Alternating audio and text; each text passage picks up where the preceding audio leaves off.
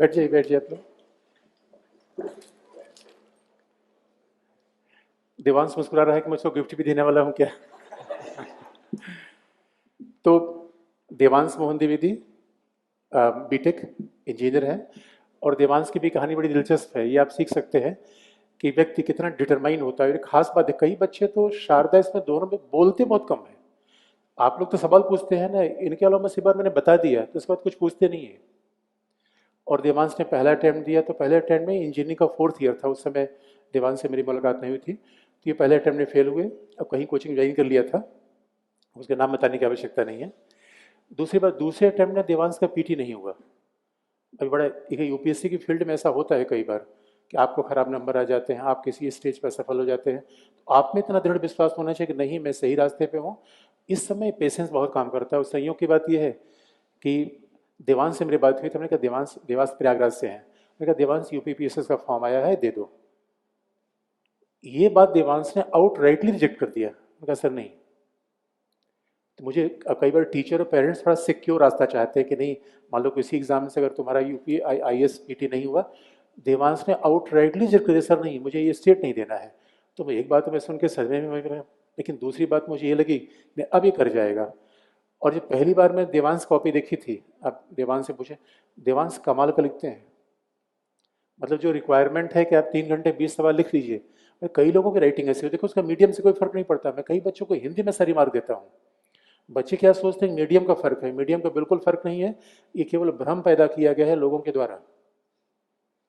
Medium का फर्क थोड़ी है। लिखने कई कई बच्चे तो हिंदी में उतना ही, कई बच्चों को राइटिंग बिल्कुल जैसे पानी की तरह बहती है, उसमें देवांश एक है। और ये मैंने बार बार इन दोनों कॉपी में रिमार्क मैंने बार बार किया, देवांश कॉपी आप देखोगे। और देवांश कल भी है वैसे, आज तो थोड़ा अच्छा अच्छा शर्ट पहन के, कल शाम को औरल बाग में आए थे तो ऐसे घूमते टहलते। मैंने कहा सेलिब्रेट तो कर लो, उनका सर नहीं भी पढ़ना है।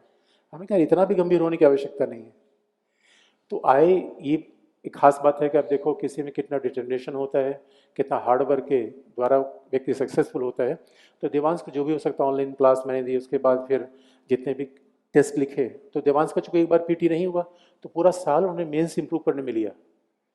और फिर इसका परिणाम ये आया, मैं तो उम्मीद कर रहा थोड़े और अच्छे रैंक की, लेकिन देवांश की 333 रैंक आई है, 333।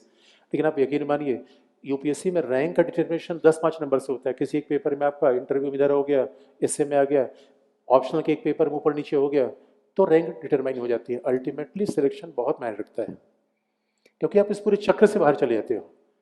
तो उन लोगों से पूछो जो किसी तरीके से इस पूरे विशेष सर्किल में इन्वॉल्व है। बाकी दीवान से आप पूछ लो जो आपके बारे में जो भी आपको पूछना हो, तो दीवान से। सर ने तो बता ही दिया है मेरे बारे में सब कुछ, तो आप लोगों को अगर कुछ पूछना हो तो आप लोग पूछ सकते हैं। हाँ,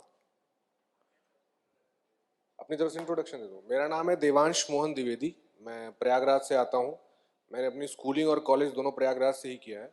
और इस बार जैसा सर ने बताया कि यूपीएससी में मेरी 333वीं रैंक है। हाँ, ऑप्शन पॉलिटिकल साइंस। देखिए पॉलिटिकल साइंस जो मेरा फर्स्ट अटेम्प्ट था, फर्स्ट अटेम्प्ट में मेरा प्रीलिम्स क्लियर हुआ था, मैंने मेंस दिया था। But I was not prepared for mains. तो मेंस प्रिपेयर्ड नहीं था, 3 महीने के जो ड्यूरेशन मिलता है प्रीलिम्स और मेंस के बीच में, उसमें ही प्रिपेयर किया था। तो बहुत रिस्ट्रिक्टेड स्टडी उसमें कर पाया था मैं, तो आंसर राइटिंग भी प्रॉपरली नहीं कर पाया था। तो उस अटेम्प्ट से इस अटेम्प्ट में क्या चेंज किया ये बता देता हूँ, वो ज़्यादा इंपॉर्टेंट है। सबसे पहली चीज़ ये की कि ऑप्शनल को थोड़ा और डेप्थ में एनालाइज किया, चीज़ों को और अच्छे से समझने की कोशिश की। अगर कोई कॉन्सेप्ट है तो वो क्यों है, उसके बारे में अगर कोई स्कॉलर बोल रहा है तो वो क्यों बोल रहा है, उसके क्रिटिसिज्म्स क्या है, उसके मतलब वेरियस डायमेंशंस को कवर करने की कोशिश की। और सबसे ज़्यादा फोकस किया आंसर्स लिखने में, जो फर्स्ट अटेम्प्ट में नहीं कर पाया था मैं, वो यही किया। मैं तो लिखता था, सर से आके चेक करवा लेता था। हाँ, सर संतुष्ट कभी नहीं होते थे, हमेशा सर यही बोलते थे कि और इम्प्रूवमेंट की ज़रूरत है, और इम्प्रूवमेंट की ज़रूरत है। लेकिन उन्हीं छोटी छोटी चीज़ों से बहुत इम्प्रूवमेंट हुआ। तो मेजर फोकस जो रहा है वो आंसर राइटिंग पे ही रहा है।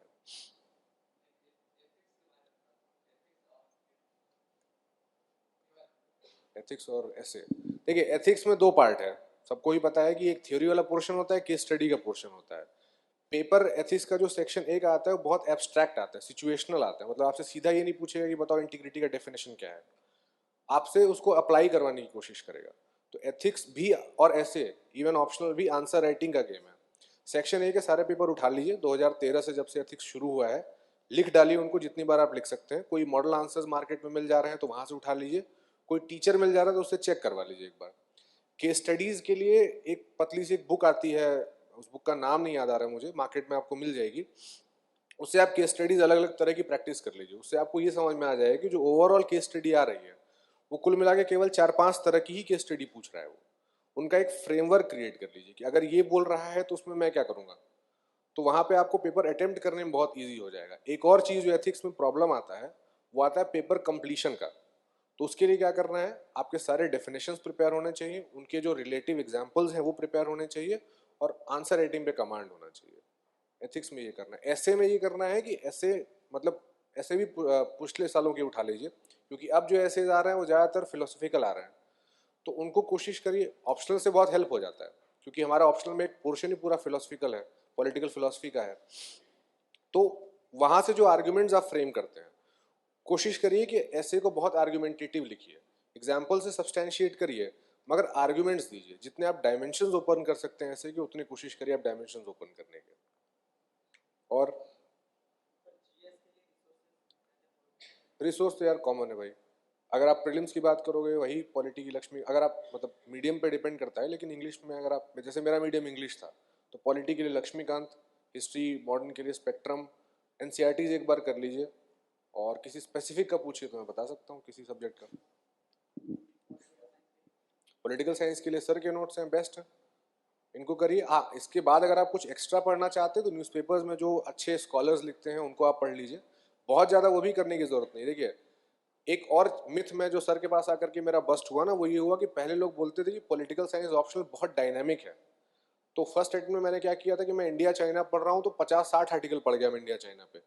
लास्ट में हुआ क्या कि मेरे पास कंटेंट तो हो गया 60 पेज का, लिखना आपको एट द एंड 3-4 पेज ही है, तो वो कंसोलिडेट नहीं हो पाया।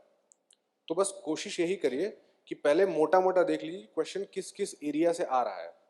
और लार्जली पेपर स्टैटिक है। अगर आपसे पूछ रहा है इंडो यूएस रिलेशन, तो इंडो यूएस रिलेशन पे वो 3-4 ही एस्पेक्ट डायमेंशन पूछेगा कि किस तरह से चेंज हो रहा है, स्ट्रेटेजिक डायमेंशन क्या है, इकोनॉमिक डायमेंशन क्या है, चैलेंजेस क्या है उसमें, विथ रेस्पेक्ट टू चाइना कैसे हमारा रिलेशन डेवलप हो रहा है। तो ये चीज़ें स्टैटिक हैं, उसके जो माइनर डेवलपमेंट्स हैं वो क्या है, वो बस डायनेमिक है। तो सर के नोट्स कर लीजिए, बेस बना लीजिए, क्लास अच्छे से करिए और उसको बस टॉप अप करते रहिए करंट के साथ।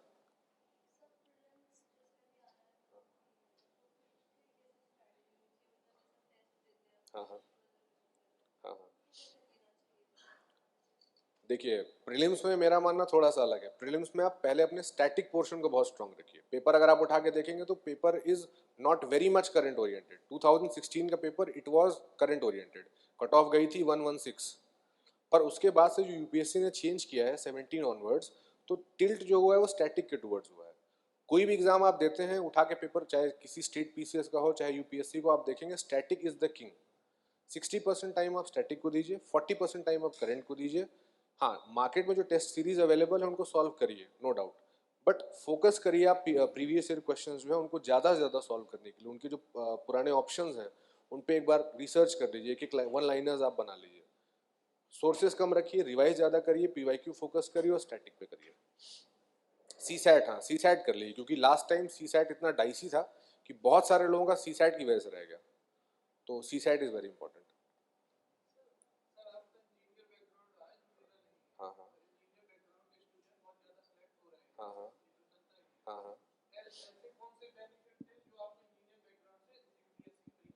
हाँ हाँ हाँ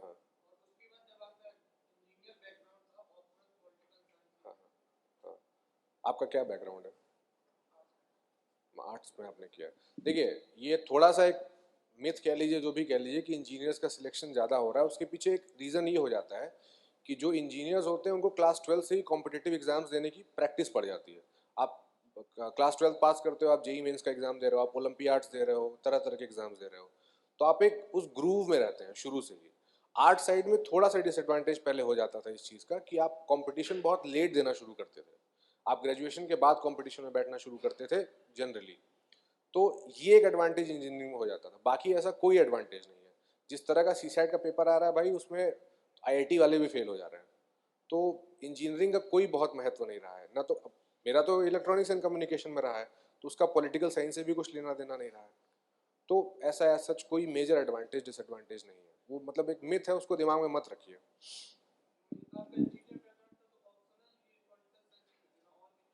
हाँ, सही बात है। एक्चुअली क्या था कि जैसे मैंने बताया कि मेरा जो इंजीनियरिंग है वो इलेक्ट्रॉनिक्स एंड कम्युनिकेशन में है, तो पहली बात कि ये सब्जेक्ट अवेलेबल नहीं है लिस्ट ऑफ ऑप्शनल्स में। सेकंड थिंग ये हो रहा था कि ऑप्शनल जो इंजीनियरिंग बैकग्राउंड के ऑप्शनल्स है, इस साल तो बहुत अच्छा रिजल्ट रहा है, पर पीछे उनमें सिलेक्शन उतने अच्छे नहीं हो रहे थे। पॉलिटिकल साइंस क्या है, एक एवरग्रीन टाइप का ऑप्शनल है, मतलब इसमें आप बहुत ज़्यादा भी बुचरिंग होगी तो आपको बहुत कम नंबर कभी नहीं मिलेगा, इतना रहेगा कि आपको सफिशिएंट मार्क्स 250 260 270 280 मिलेगा ही मिलेगा। ये एक रीज़न था। प्लस इंटरेस्टिंग सब्जेक्ट है, आप पढ़ोगे इसका तो बहुत इंटरेस्ट आएगा आपको। और सबसे बड़ी बात कि ओवरलैप है, आप किसी पेपर में उठा करके देख लीजिए, आपको पॉलिटिकल साइंस का कोई ना कोई एलिमेंट मिल जाएगा। और इंटरव्यू का क्वेश्चन बता दूं?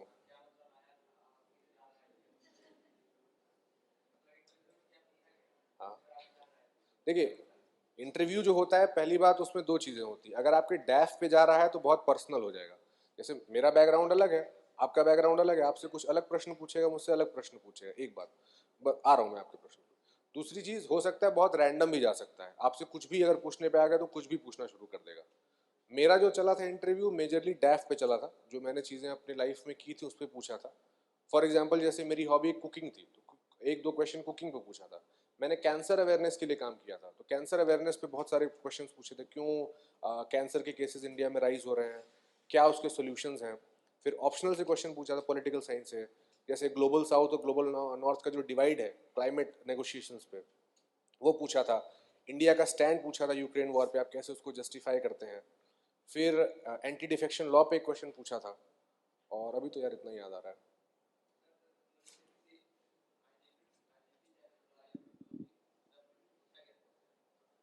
किस चीज़ पे? हाँ हाँ,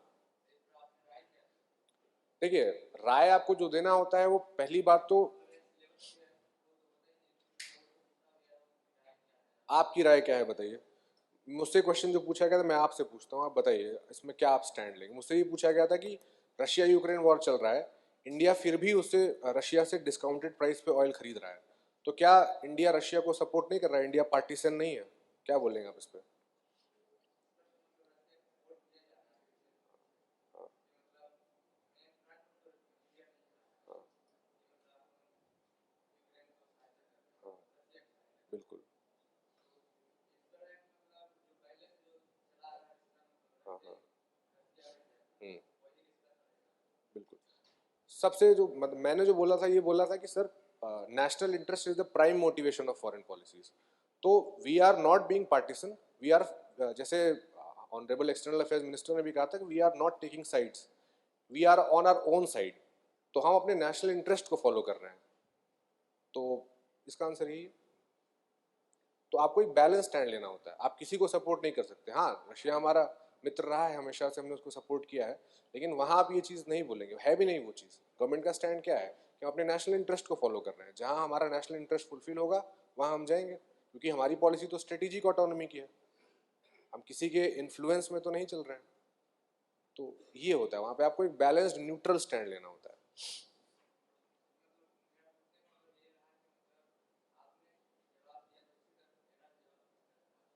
हाँ नहीं, आपका जवाब एकदम सटीक है, बस उसको थोड़ा सा प्रिसाइज कर लीजिए, क्योंकि वहाँ पे जैसे जब मैं इंटरव्यू में गया तो मैडम ने बहुत स्पेसिफिकली बोल दिया कि आप आंसर्स एक या दो सेंटेंस में ही देंगे। जैसे एक और बहुत अच्छा क्वेश्चन पूछा था उन्होंने, उन्होंने बोला कि जैसे मेरा बैकग्राउंड बताया कि इलेक्ट्रॉनिक्स एंड कम्युनिकेशन में, तो उन्होंने बोला I give you two words, communication and international relations, what comes to your mind. तो अब इसमें आपको एक सेंटेंस में जवाब देना था, तो मैंने एक सेंटेंस में ये बोला, sir good communication forms the basis of good international relations. तो ये ही करना होता है वहाँ पे। और हाँ, धन्यवाद।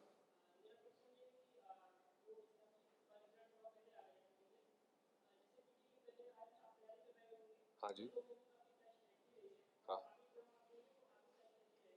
प्रीलिम्स के लिए, देखिए प्रीलिम्स के लिए जैसा मैंने बताया, फोकस स्टैटिक पे करिए, करंट के पीछे बहुत ज़्यादा मत भागिए। मार्केट का जो हुआ बनाया हुआ है करंट करंट करंट, अगर आप पुराने पेपर उठा करके एनालाइज करेंगे तो आपको पता लगेगा कि स्टैटिक से ही पेपर निकलना है। एक बात, दूसरी बात ये चीज़ ध्यान रखना है कि कट ऑफ बहुत ज़्यादा नहीं जा रही है, पेपर जैसे जैसे डिफिकल्ट हो रहा है कट ऑफ नीचे आ रहा है। इस बार का तो अभी कट ऑफ बाहर नहीं है, लेकिन एक्सपेक्टेड है कि 75-76 ही कट ऑफ है जनरल का, तो बहुत ज़्यादा कट ऑफ नहीं है। तो स्टैटिक पोर्शन स्ट्रॉन्ग कर लीजिए, अभी टेस्ट लगा लीजिए, बहुत ज़्यादा टेस्ट मत दीजिए। अगर आपको ज़रूरत लगती है, कॉन्फिडेंस आता है टेस्ट से तो दीजिए, कॉन्फिडेंस ब्रेक होता है टेस्ट मत दीजिए। प्रीवियस ईयर क्वेश्चंस पे प्रैक्टिस करिए। जैसे मैं बताता हूँ, मैंने जब फर्स्ट अटेम्प्ट दिया था तो उस समय मेरे दिमाग में ये था कि प्रीलिम्स क्लियर करना है, क्योंकि कॉलेज में थे, कोई गाइडेंस प्रॉपर अवेलेबल था नहीं। तो उस बार मैंने 150 से ऊपर टेस्ट दे दिए, जितने मार्केट में टेस्ट अवेलेबल था सारा लगा डाला। लेकिन इस बार केवल मुश्किल से 25 से 30 टेस्ट दिए रहे होंगे, फोकस किया प्रीवियस ईयर क्वेश्चंस पे। तो पीवाईक्यूज को जितना अच्छे से आप करेंगे, जितनी बार आप कर लेंगे, जितना प्रैक्टिस कर लेंगे, उतना आपका चांसेस बन जाएंगे। सीसैट फिर से बोल रहा हूँ कि सीसैट को निगलेक्ट मत करिए, सीसैट को बल्कि ज़्यादा फोकस करिए एज कम्पेयर टू जीएस, क्योंकि 1-2 साल की प्रिपरेशन के बाद आपका जीएस में अच्छा बेस बन जाता है। लेकिन सीसैट हम करते नहीं है, मैथ्स तो हम डेली पढ़ते नहीं है, रीडिंग कॉम्प्रिहेंशन हम डेली करते नहीं है। तो इन 2 महीनों में इसी चीज़ पे फोकस करिए, जो पढ़ा है उसको कंसोलिडेट करिए, अच्छे से रिवाइज करिए, स्टैटिक पे फोकस करिए, टेस्ट दीजिए लेकिन पीवाईक्यू पे फोकस ज़्यादा करिए और सीसैट अच्छे से कर लीजिए। हाँ हाँ हाँ हाँ। एक मतलब छोटा सा एग्जांपल देता हूँ मैं, जैसे यूपीएससी ने शायद 2021 में एक क्वेश्चन आया था, उसमें एक स्टेटमेंट था, एक ऑप्शन था डायटम करके, तो ये पीछे का भी उसने पूछ रखा था। तो क्या करिए आप, जैसे सपोज वन लाइनर आ गया कोई चीज़, उसमें 4 ऑप्शन दिए हैं, 4 अलग अलग, कोई मतलब ए बी सी डी कुछ भी हो सकता है उसमें, आंसर हो गया उसका बी, लेकिन 3 नई चीज़ें आपको पता चल गई जो आंसर नहीं है, लेकिन आपको नहीं पता कि डायटम क्या होता है। ठीक है, तो आपने उस वर्ड को उठाया, सीधे जाके गूगल पे पेस्ट करिए डायटम क्या होता है, उसके बारे में 1-2 लाइन और 1-2 कोई ऐसे फैक्ट जो कि मतलब हो सकता है नए प्रकार के फैक्ट हो, उनको बस आप एक नोटबुक में नोट कर लीजिए, वही एनालिसिस और कुछ नहीं। एनसीईआरटी प्रीलिम्स के लिए, मेंस के लिए। एनसीईआरटी तो यार देखिए, थोड़ा मेरा अनकन्वेंशनल इस चीज़ में रहा है कि एनसीईआरटी मैंने बहुत ज़्यादा नहीं की थी। एनसीईआरटी में अगर आपको करना है, अगर आपको लग रहा है कि आपका बेस कमज़ोर है और आपको शुरुआत वहाँ से करनी है, तो आप कर लीजिए एक बार 6 से 12th नो डाउट। ज्योग्राफी पे फोकस ज़्यादा रखिए, ज्योग्राफी की एनसीईआरटी जो है 11th-12th की एनसीईआरटीज करनी है, नो डाउट आपको करनी है, उसको ज्योग्राफी के लिए खास तौर से करनी है। और जो एनसीईआरटीज में बॉक्सेस हैं और जो कहीं कहीं ऐसे छोटा छोटा कुछ कुछ लिख देता है ना, उन पे फोकस करिए, क्योंकि आप देखेंगे कि प्रीलिम्स के क्वेश्चन वहीं से उठ के आ रहा है। जैसे शायद 2022 में या 21 में एक रविंद्रनाथ टैगोर वाला क्वेश्चन आ रहा है, कहाँ पे ट्रांसलेट किया था उन्होंने जनगणमन को, तो एनसीईआरटी में बहुत छोटी सी एक लाइन नीचे लिखी हुई थी। तो मेन टेक्स्ट से फोकस करने से ज़्यादा आप बॉक्सेस पे फोकस करिए और उन ऑब्सक्योर प्लेसेस पे फोकस करिए जो छोटा छोटा कहीं लिख देता है, क्योंकि क्वेश्चन वहीं से उठा रहा है वो। इतना ही रोल एनसीईआरटी का, क्योंकि जो पेपर का लेवल अब आ रहा है, जितना डायनेमिक पेपर इस तरह का आ रहा है, उसमें आप एनसीईआरटी पढ़ के पेपर नहीं कर सकते। कुछ एनसीईआरटीज बहुत अच्छी है, जैसे पॉलिटिकल थियरी की एनसीईआरटी बहुत अच्छी है, अगर आपको कॉन्सेप्चुअल क्लैरिटी चाहिए उसको पढ़िए, लेकिन बहुत फोकस मत करिए। और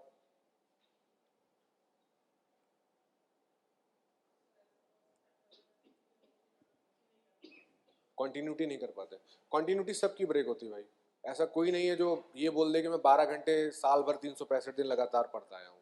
फ्लक्चुएट करेगी, उससे स्ट्रेस्ड आउट मत होइए। हाँ, एग्जाम जब आ रहा है, जैसे अब ये 2 महीने बच रहे हैं, तो इन 2 महीने में कोशिश करिए कंटिन्यूटी मेंटेन रहिए, आइडेंटिफाई करिए कि आपके डिस्ट्रैक्टिंग फैक्टर्स क्या हैं, क्यों नहीं कर पा रहे हैं, उनको एक कागज पे आप लिख करके अपने टेबल पे चिपका लीजिए। तो जब आपके सामने वो चीज़ रहेगी ना, कि जैसे फॉर एग्जाम्पल मैं फ़ोन से डिस्ट्रैक्ट अगर हो रहा हूँ, तो फ़ोन को आप स्लीप मोड में डाल दीजिए, आप पढ़ रहे हैं, या कोई ऐसा ऐप फॉरेस्ट टाइप का कोई ऐप यूज़ कर लीजिए कि आपको उस टाइम फ़ोन आपका डीएनडी पर है, उससे हटे ही नहीं। ठीक है, तो आपके पर्सनल फैक्टर्स हो सकते हैं डिस्ट्रैक्शन के, उनको आप आइडेंटिफाई करिए, सामने चिपका लीजिए और पढ़िए बस।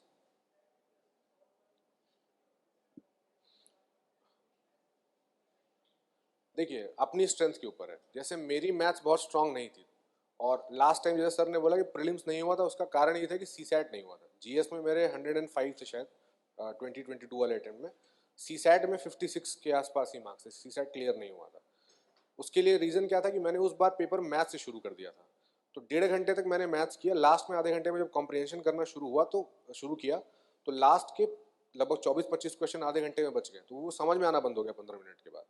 तो अपनी स्ट्रेंथ एरिया को आइडेंटिफाई करिए, आपका रीजनिंग स्ट्रांग है कि आपका मैथ स्ट्रांग है, आपका कॉम्प्रिहेंशन स्ट्रांग है। जैसे मेरा कॉम्प्रिहेंशन स्ट्रांग था, तो इस बार मैंने शुरुआत ही कॉम्प्रिहेंशन से की, तो कॉम्प्रिहेंशन के क्वेश्चन आसानी से 1 घंटे में लगभग 25-26 क्वेश्चन कर लिए, उसके बाद मैथ्स कर लिया।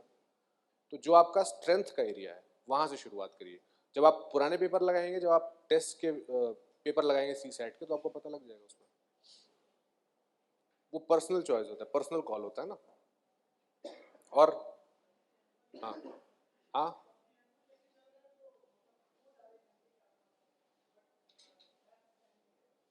मैथ्स तो यार जिस तरह का पेपर आ रहा है उसमें टाइम लेगा। उसमें भी आप एरियाज को आइडेंटिफाई, जैसे नंबर सिस्टम है उससे क्वेश्चन आना ही आना है, 3-4 क्वेश्चन रहेगा, उन टॉपिक्स को बस करके जाइए, क्योंकि सी सैट में आपको 80 के 80 सवाल नहीं करने हैं, कोई नहीं कर पाएगा।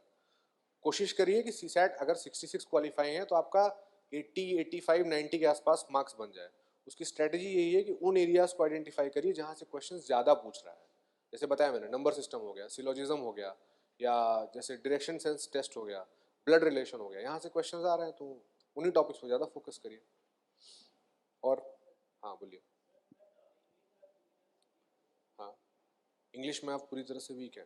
देखिए, मीडियम अगर आपका मीडियम हिंदी होगा मेरे हिसाब से, तो अगर आप इंग्लिश में वीक है तो उसको हीन भावना के तौर पे मत लीजिए। इंग्लिश एक स्किल है, मतलब language of mode of communication. मैं आपसे हिंदी में बात कर रहा हूँ, आप मेरी बात समझ रहे हैं, तो उसको इस तरह से मत लीजिए कि मुझे इंग्लिश नहीं आती है। आपका मेंस भी हिंदी में होगा, आपका इंटरव्यू भी हिंदी में होगा, और वो उस चीज़ को अप्रिशिएट करते हैं। तो अगर आप इम्प्रूव करना चाहते हैं तो कोशिश करिए, इंग्लिश के न्यूज़पेपर्स पढ़िए, कॉम्प्रिहेंशन पढ़िए, नॉवेल्स पढ़िए, उससे धीरे धीरे इम्प्रूव होगा, लेकिन उसको हीन भावना के तौर पे मत लीजिए। हाँ हाँ,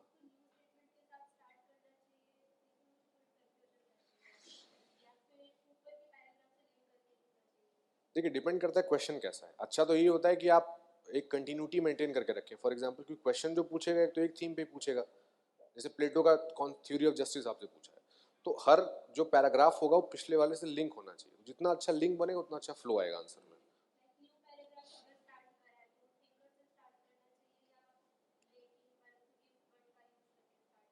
कोई हार्ड एंड फास्ट रूल नहीं है। अगर आप एक आंसर में शुरू कर आपने किया है, उसका सब्सटेंस पे डिपेंड करेगा कि आप किस चीज़ से उसको स्टार्ट करते हैं। आपने स्टार्ट फॉर एग्जांपल किया कि प्लेटो की बुक रिपब्लिक में ऐसा ऐसा यहाँ पे लिखा हुआ है, अब आप उसमें नए थिंकर हर पैराग्राफ में नहीं ला सकते। अगर आपने एक आंसर में 5 पैराग्राफ लिखे तो आप 5 थिंकर कहाँ से ले आएंगे? सो सब्सटेंस पे फोकस करिए। बहुत ज़्यादा स्कॉलर्स पे, फिलोसफर्स पे फोकस करने से अच्छा है कि फ्लो मेंटेन करिए। तो जो कनेक्टिंग वर्ड्स होते हैं, फॉर एग्जांपल इफ, एंड, इस तरह के, ऑल्सो, इस तरह से कनेक्टिविटी आ जाएगी। और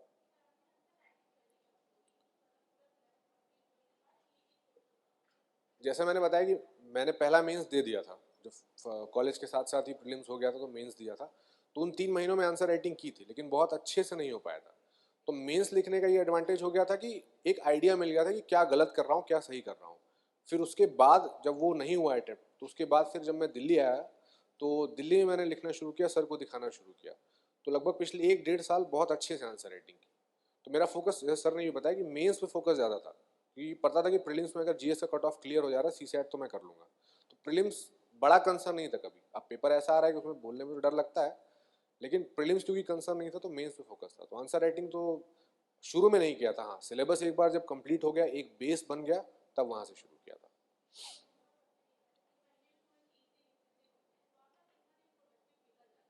ऐसा कुछ मतलब हार्ड एंड फास्ट नहीं है कितना दिन पढ़। कभी कभी तो ऐसा हुआ है कि 1 महीने नहीं पढ़ा हूँ। अब जब से इंटरव्यू हुआ 3 महीने से किताब नहीं छुई है, तो क्या बोलेंगे उसको? अब पढ़ना पड़ेगा। हाँ हाँ हाँ, नहीं मत लाइए। देखिए, एग्जाम जो है वो सबसे ज्यादा नॉलेज से ज्यादा एग्जाम कॉन्फिडेंस और टेम्परामेंट का है। सबके साथ यही होता है। जैसे मैंने कहा ना कि 365 दिन कोई ऐसा नहीं है जो 12 घंटे पढ़ लेता हो। आपके लाइफ में फेजेस आएंगे, बहुत सारी एक्टिविटीज आपको करनी होंगी, हॉबीज हैं आपको फॉलो करनी, तो 30 के 30 दिन महीने में कोई नहीं पढ़ पाता है। अगर आप 24 दिन भी पढ़ पा रहे हो, 15 दिन भी पढ़ पा रहे हो, कोशिश करिए कि उसको ऐसे पढ़िए कि जो आदमी 30 दिन पढ़ रहा है आप उससे बेटर पढ़ रहे हैं। तो उसको ट्रैक करिए आप। अगर आपका टाइम फालतू में कहीं वेस्ट हो रहा है तो उसको आप, जैसे मैंने बताया ना, ट्रैक कर लीजिए, लिख लीजिए कि यहाँ मेरा टाइम फालतू में वेस्ट हो गया। तो आपके दिमाग में वो रिमाइंडर रहेगा। बाकी इस चीज़ से बिल्कुल भी स्ट्रेस लेने का जरूरत नहीं है कि 30 दिन पढ़ाई नहीं हो पाया। वो एक मतलब मिथ बनाया हुआ है कि 30 दिन पढ़ना है, 365 दिन पढ़ना है, नहीं हो पाती है। अब एग्जाम आ रहा है, अब हो जाएगी, क्योंकि एग्जाम का प्रेशर रहेगा। लेकिन अभी आप यही अक्टूबर नवंबर में आप देखेंगे तो नहीं होगा पढ़ाई। तो वो कंसर्न नहीं है। और हाँ, किस चीज़ का? मतलब ऐसे आंसर किस चीज़ का?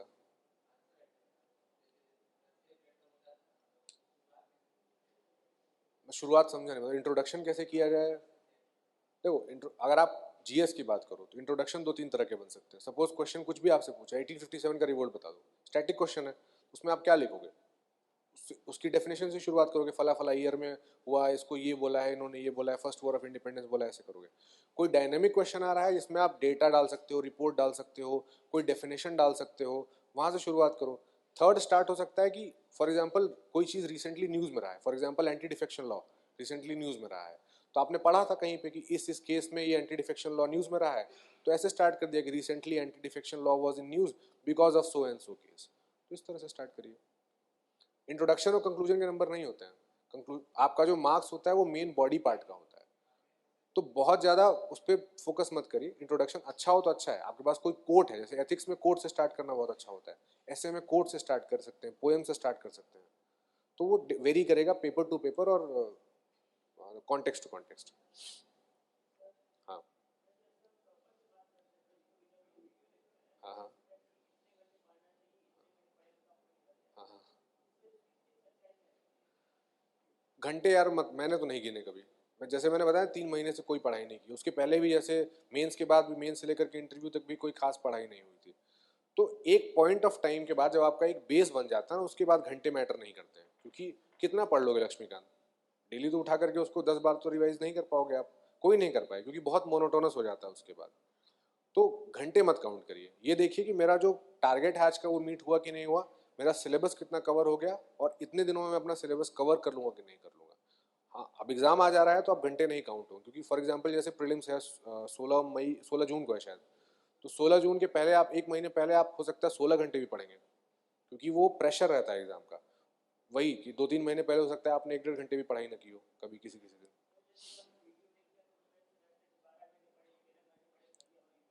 हाँ यार, मतलब मैंने तो नहीं देखा किसी टॉपर का जिसने ये रिकमेंड किया हो कि 12-13 घंटे। हाँ हाँ। नहीं नहीं सर, अब दूसरी बात पे ध्यान नहीं दिया। 12 घंटे पढ़ा होगा, 10 दिन पढ़ा होगा, ये तो नहीं पता कितने दिन पढ़ा। कमाल की बात है यार। यही तो देवांश बार बार यही कह रहे हैं ना कि 12 घंटे कैसे पढ़ा सकते हो, अभी 10 दिन पढ़ सकते हो आप, साल 365 दिन 12 घंटे नहीं पढ़ सकते। तो वो पिछली वाली लाइन नहीं बताते। पढ़ना बहुत मुश्किल काम है, जिस चीज़ में दिमाग लगता है ना उस चीज़ में, मतलब बहुत मुश्किल काम है, उसको कंसिस्टेंटली आप बहुत लंबे समय तक नहीं कर सकते हैं। तो उस चीज़ पे परेशान मत होइए, कौन कह रहा है कि 12 घंटे पढ़, आप देखो ना, हो सकता है कि आप 3 घंटे में वो चीज़ कवर कर ले जाओ, तो पर्सन टू पर्सन वेरी करेगा। हाँ देखिए, 1 साल तो लगेगा ही लगेगा ऑलमोस्ट, क्योंकि जैसा आप खुद ही आपने कहा कि सिलेबस बहुत वास्ट है। तो वास्ट सिलेबस को टीम करने का तरीका यही है कि जो सिलेबस के पॉइंटर्स हैं, चाहे ऑप्शनल का पेपर हो चाहे जीएस का पेपर हो, उस पर आप हर टॉपिक पे आपके नोट्स रेडी होने चाहिए। छोटे छोटे नोट्स, एक एक दो दो पेज के हर टॉपिक पे आप बना लीजिए, और धीरे धीरे उस चीज़ को कवर करिए, करंट के साथ उसको सब्सटेंशिएट करते रहिए। तो 1 साल तो मिनिमम लग जाता है सिलेबस कवर करने में।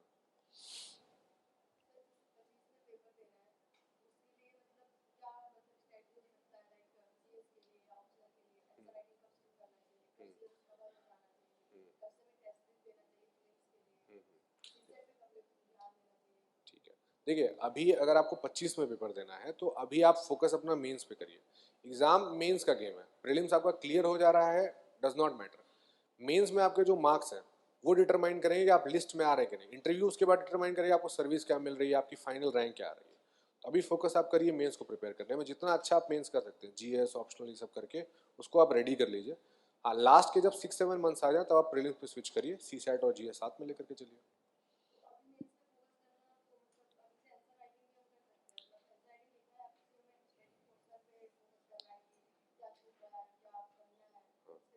देखिए, एक बार आप बेस बना लीजिए, ठीक, फॉर एग्जांपल ये जीएस पेपर 1 है मेंस का, तो आपने जीएस पेपर 1 का फॉर एग्जांपल ज्योग्राफी आपने कवर कर लिया, आपका अच्छे से कवर हो गया। उसके बाद आप उसके 2-3 आंसर्स लिख लीजिए, ठीक है। पहले शुरू में आंसर्स अच्छे नहीं आए, किसी के नहीं आते हैं, उसको धीरे धीरे इंप्रूव करिए, इसमें क्या कमी रह गई, क्या और इंप्रूवमेंट में कर कोशिश करिए प्रीवियस ईयर क्वेश्चन लिखने के लिए। ऐसे ही हर टॉपिक कवर करने के बाद उसके एक एक दो दो आंसर्स लिख लीजिए। अगर आप इंटीग्रेटेड करना चाहते हैं प्रिपरेशन, तो प्रीलिम्स के भी क्वेश्चन देख लीजिए कि इस टॉपिक से क्या क्वेश्चन और प्रीलिम्स में आ रखा है। ऐसे करते करते आपके चारों पेपर और ऑप्शनल कवर हो जाएगा।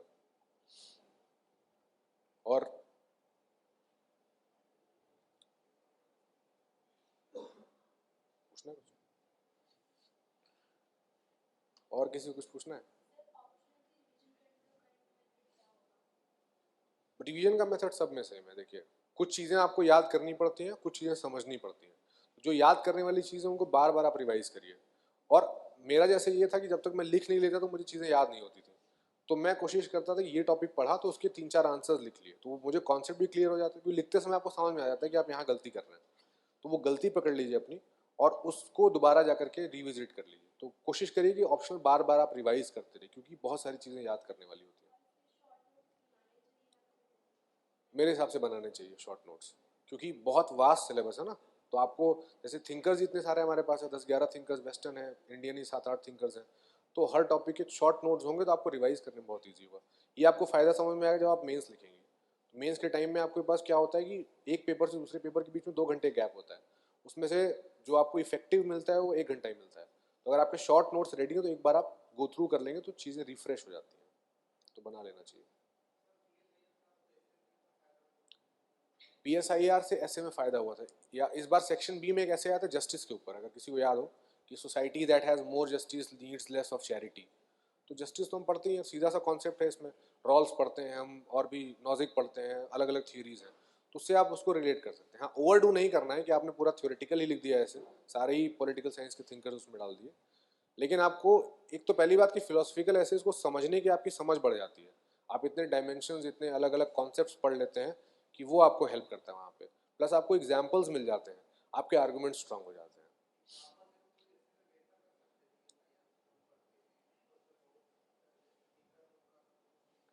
हाँ हाँ, बिल्कुल कर सकते हैं। देखो, जो पॉलिटिकल साइंस है ना, पॉलिटिकल साइंस के जो भी थिंकर्स, उन्होंने बहुत प्रैक्टिकल बातें की हैं। अगर आप उसको देखोगे तो बहुत सारे थिंकर्स की बातें आपके आसपास सोसाइटी में वो होती हुई दिखेंगी।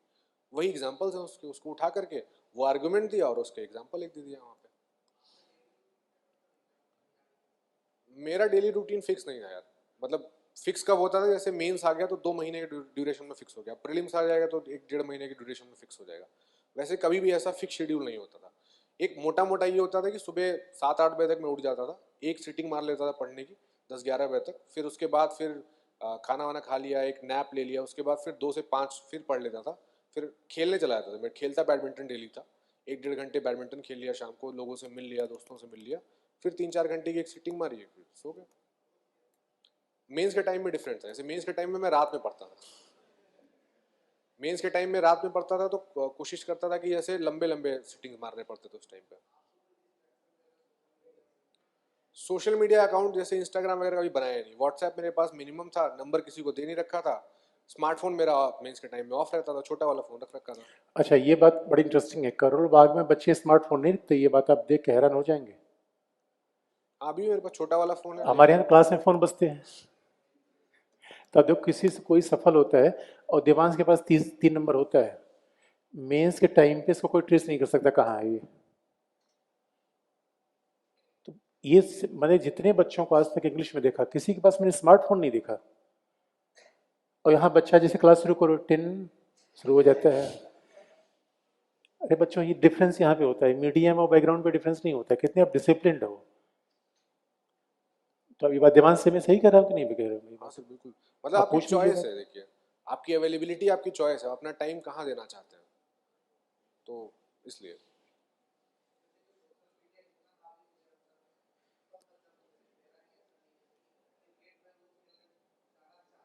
हाँ हाँ, वो हावी भाई इसलिए हो गया क्योंकि आपने उसको अपने ऊपर हावी होने दिया है ना। बहुत सारे तरीके हैं यूट्यूब, अगर आप शॉर्ट्स देखते हो तो उसकी हिस्ट्री ऑफ कर दो, रिपीट होने लगेगा, 2 मिनट बाद बंद ही नहीं करेगा। इनफैक्ट मैंने ये किया था कि मैंने अपने स्मार्टफोन का लॉक बटन हटा दिया था। तो उसमें क्या होता था, प्रोसेस इतना टीडियस हो गया था उसको लॉक करने का कि मैं फ़ोन 2-3 दिन के बाद छूना ही बंद कर दिया। केवल इंपॉर्टेंट कॉल्स उठाने के काम में आता था। तो कोशिश आप करना चाहेंगे तो बिल्कुल होगा। अकाउंट आप अपने डिलीट कर दीजिए। आप प्रिपरेशन के दौरान में सबसे इंपॉर्टेंट कॉल्स आपको घर वाले को उठाने होते हैं, टीचर्स के उठाने होते हैं। एक सेपरेट नंबर रखिए जिस पे वो आपको फ़ोन कर सकते हैं। बाकी स्मार्टफोन अगर आप रख सकते हैं, रखना बुरा नहीं है अगर आप उसको मैनेज कर सकते हैं। अगर आपके ऊपर हावी हो रहा है तो स्मार्टफोन हटा दीजिए, बेसिक फीचर फ़ोन पे आ जाइए। और हाँ हाँ हाँ,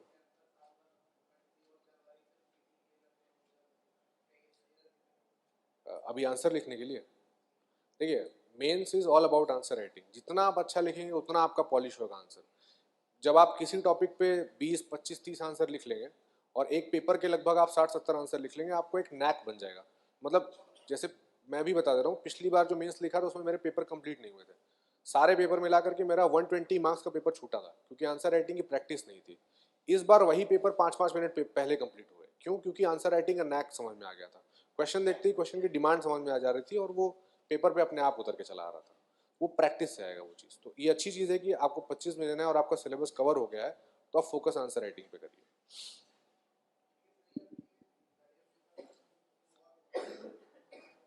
देखिए, मार्केट में आप जाएंगे तो आपको रिसोर्सेज बहुत मिल जाएंगे, ठीक है। आप टीचर से टीचर भागेंगे, आपको उतना बेनिफिट नहीं होगा।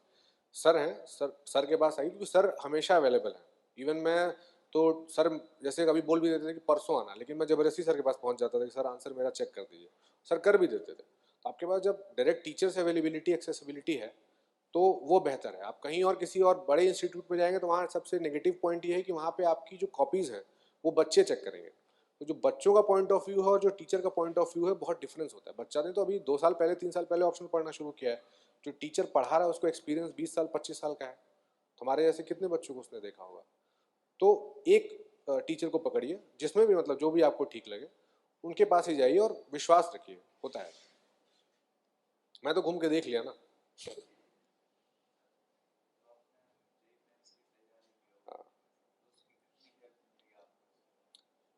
जेई मेन से तो कुछ लेना देना इस एग्जाम का है नहीं, क्योंकि जेई,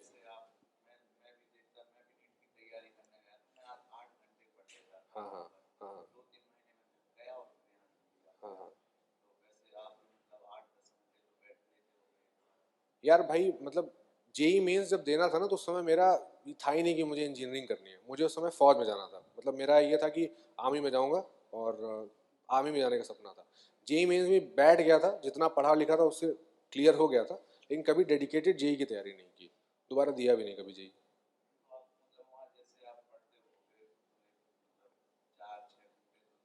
हाँ हाँ हाँ, बिल्कुल। सिटिंग कैपेसिटी, आप जैसे मैंने कहा ना कि इंजीनियरिंग बैकग्राउंड वालों को फ़ायदा यही हो जाता है, जो थोड़ा सा एडवांटेज की बात होती है वो यही होता है कि आप बहुत जल्दी कंपटीशन में आ जाते हो, कंपटीशन कॉम्पिटिटिव एग्जाम्स देना शुरू कर देते हो।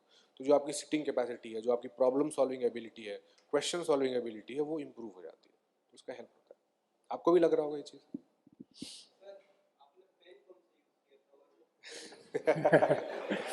ये मेंस के टाइम में पेन फर्स्ट जो मेंस लिखा था उसमें पायलट V5 यूज़ किया था। इस बार चेंज किया था क्योंकि V7 यूज़ किया, क्योंकि उसके फॉन्ट उससे बड़े बनते हैं, पेपर जल्दी भर रहा था। लास्ट टाइम पेपर छोटा था, तो पायलट V7 यूज़ किया था, कार्ट्रिज वाला इस बार।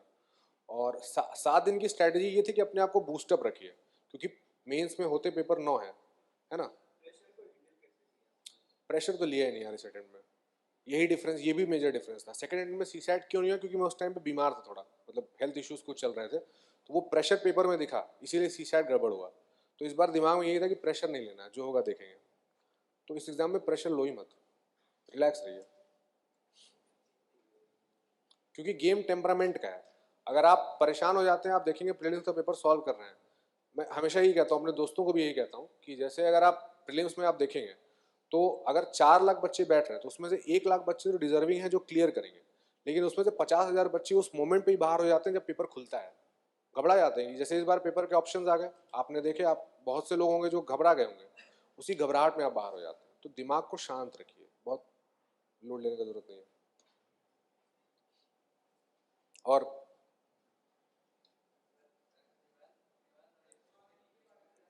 एक मिनट बस।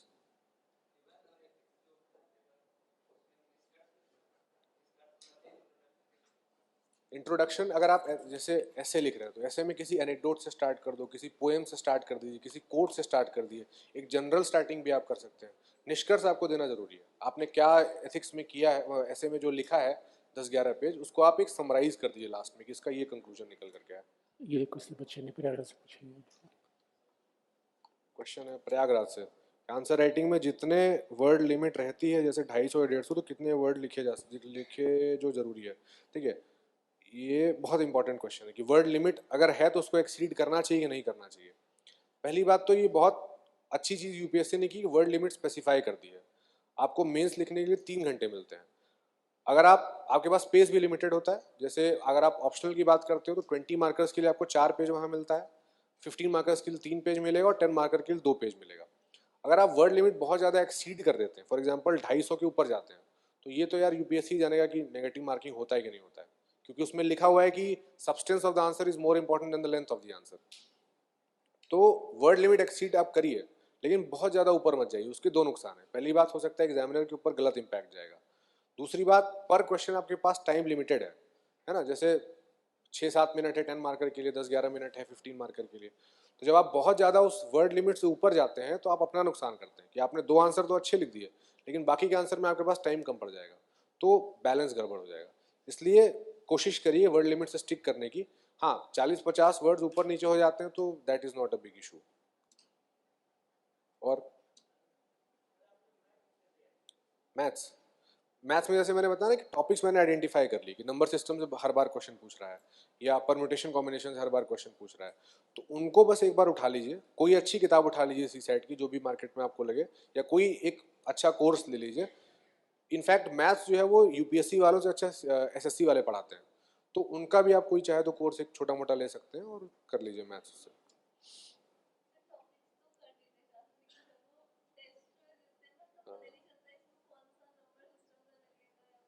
प्रैक्टिस से आएगा वो। जब आप प्रैक्टिस कर लेंगे तो आपको समझ में आने लगेगा, आइडेंटिफाई होने लगेगा ये क्वेश्चन कहाँ का है। जैसे अगर आपने नंबर सिस्टम कवर कर लिया तो आपको डिविजिबिलिटी क्वेश्चन समझ में आएगी, डिविजिबिलिटी का क्वेश्चन। जितना प्रैक्टिस उतना अच्छा आपका आउटपुट आएगा। पीछे कोई कुछ पूछ रहा था। प्लान बी, जैसा सर ने बताया, मेरा कोई प्लान भी नहीं था। इवन मेरे घर वालों ने इतना प्रेशराइज किया कि जब नहीं हुआ 2 अटेम्प्ट के बाद कि यूपी पीसीएस दे दो, ये दे दो। मतलब कोई उन सर्विसेज के अगेंस्ट कुछ भी नहीं है, लेकिन यही था कि सर्विस करनी है तो सेंट्रल गवर्नमेंट की करनी है और यूपीएससी के थ्रू ही करनी है। तो प्लान बी कभी सोचा ही नहीं यार। मतलब मेरे लिए हो जाता है कि प्लान बी एस्केपिज्म हो जाता ना, कि प्लान बी अगर है तो आदमी कंटेंट हो जाता है कि चलो ये तो है ही। जब आप डू और डाई की सिचुएशन में होते हो तो अपने आप को पुश करते हो। तो डिपेंड करता है, वो भी डिपेंड करता है कि आप बैकग्राउंड पे भी डिपेंड करेगा। जैसा जैसे ये था कि मेरा ये था कि अगर कुछ नहीं हुआ कुछ ना कुछ तो कर लूंगा, लेकिन कभी उसके बारे में ये नहीं सोचा कि ये करूंगा। तो कॉन्क्रीट प्लान भी कभी नहीं था। और मैंने प्राइवेट कॉलेज से किया है बीटेक। और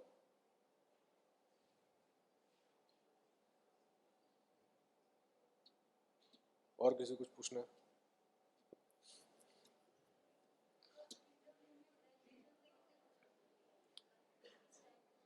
एक क्वेश्चन ये पूछा गया कि कम्युनिकेशन और इंटरनेशनल रिलेशन वाला ही बस। नहीं, मैं लिखा था इनफैक्ट, मेरी हॉबी जैसे एक रोबोटिक्स भी थी, बहुत काम किया था कॉलेज में रोबोटिक्स पे, लेकिन कोई स्पेसिफिक क्वेश्चन नहीं आया।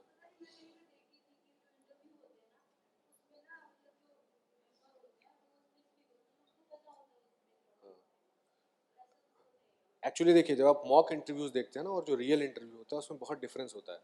मॉक में आपसे क्या होता है कि आपको हर चीज़ के लिए वो तैयार करना चाहिए, क्योंकि एक्चुअल इंटरव्यू बहुत रैंडम होता है। 20 मिनट अगर आप ही मुझसे सवाल पूछें तो आप, हो सकता है आज कुछ और क्वेश्चन पूछें, कल और कोई क्वेश्चन पूछें, तो मेंबर्स के ऊपर डिपेंड करता है। हाँ, हो सकता है अगर आपका बैकग्राउंड ऐसा इंटरेस्टिंग हो और बाई चांस कोई ऐसा आदमी वहाँ मिल जाए जिसने आपके बैकग्राउंड में स्पेशलाइजेशन किया है, तो पूछ सकता है उससे। वो पर्सन टू पर्सन वेरी करेगा, प्रिपेयर्ड होना चाहिए। और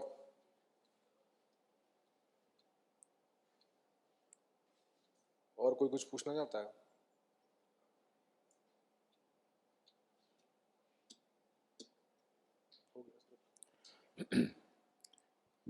थैंक्स देवांश। और लास्ट में मैं आपको बता दूं कि देवांश से जो मेरी पहली मुलाकात हुई थी फ़ोन से, तो मेरे छत्तीसगढ़ में एक आईएएस स्टूडेंट है जितेंद्र यादव। जितेंद्र यादव ने किसी तरीके से देवांश को, कैसे कोई रिलेशन थे उनके, देवांश को फ़ोन दिया। तो देवांश मैंने पहली फ़ोन कम्युनिकेशन देवांश से इस बात को याद कर रहे होंगे कि हमने कहा क्या लिखा था मेंस में, क्यों खराब नंबर आया। तो देवांश ने आईआर के एक उत्तर की पहली लाइन बताई, तो मुझे उसमें हंसी आ गई। मैं वो लाइन अब फिर रिपीट नहीं करूँगा। तो हमने कहा देवांश ये बताया किसने लिखने को, तो उन्होंने कहा नहीं सर ऐसा हमने लोगों ने बताया, ऐसा लिख दिया। तो उन्होंने कहा ये नहीं करना है। तो वहीं से कन्वर्सेशन शुरू हुआ। उसके बाद फिर देवांश हमसे जुड़े और किस तरीके से आप देखेंगे रिजल्ट अच्छा हुआ। हाँ, एक बात ये भी आपको बता दें, हमें जैसे हमारे यहाँ एक हिंदी माध्यम से हर्षित जैन भी इन्होंने इंटरव्यू दिया था पोल साइंस से, बीएससी में पहला अटेम्प्ट था, अभी उनको 22 साल, लेकिन संयोग से उनका इस बार का रिजल्ट नहीं हुआ है। कई बार हम ये भी आपको बता दें कि इनका नहीं हुआ है, दोनों बातें हैं। अब तो मार्कशीट आएगी तो पता चले क्यों नहीं हुआ, कहाँ खराब हुआ, कैसे हुआ, लेकिन ये बड़ी उतार चढ़ाव की सीढ़ी होती है। आप देखें कई बार ऐसा होता है, तो आप में विश्वास होना चाहिए, आप में ऑनेस्टी होना चाहिए, डेडिकेशन होना चाहिए। और में आपको लगे, कई बार देवांश मेरे पास एसए का चेकिंग करके लाते थे, मैंने कहा मैं पोल साइंस लाया करो, एसए क्यों लाते हो, क्या सर एक बार आप देख लो। ये फेथ होता है किसी टीचर पे। और बड़ी इंटरेस्टिंग बात होती है, कल आप यहीं पे हैं और आज आप मेरे साथ होते हो, तो ये टीचर पेरेंट्स के लिए सबसे खुशी की बात है। इससे मेरा भी मेथड चेक होता है, यकीन मानो। अगर मैंने किसी पे कहा कि देवांश अगर मैंने लिख दिया कि टॉपर्स कॉपी है और आपका सिलेक्शन नहीं हुआ, तो मेरे ऊपर भी उतना डाउट हुआ ना। फिर तो एक बार अपने विश्वास रखिए, सबसे ज्यादा भगवान पे विश्वास रखिए, आप भी अच्छा कर सकते हैं। और मैं बार बार कहता हूँ, देखो पढ़ाना एक डेडिकेशन होता है, पढ़ाना वो अलग प्रोफेशन है। ये पढ़ाना पढ़ाना मतलब हर प्रोफेशन से अलग है, क्योंकि आपको बहुत कमिटेड होता है कि ये मेरा बच्चा है। ये अब ये नहीं कोई मेरे पास आया चला जाए, कोई मतलब नहीं है, फिर तो फीस तो दे ही दिया उसको, ऐसा नहीं हो सकता। तो लास्ट में देवांश तुम्हें बुके दे ही दूँ। अभी फॉर्मेलिटी में तो एक मैंने शारदा को भी दिया था, तो ये ठीक है।